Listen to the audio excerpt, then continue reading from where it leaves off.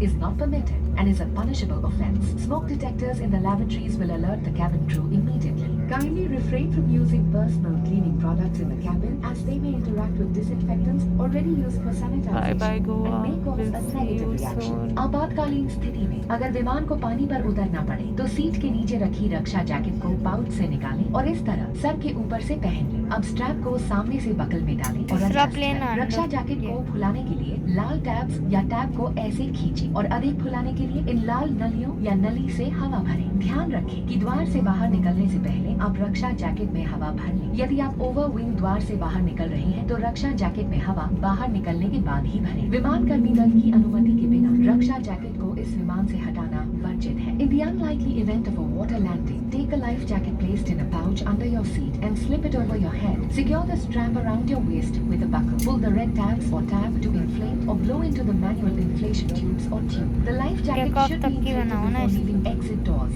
In case of मैं evacuation पकड़ूं? through an overwing exit, inflate the life jacket after leaving. Tampering with or removal of the life jacket without crew authorization is prohibited and a punishable offense. YouTube से देखा है मैंने कैसे बनाते हैं। अरे हिलाना पड़ता है कैमरा। मैंने देखा यूट्यूब से कैसे बनाते हैं बन नहीं वीडियो। पाएगा वो।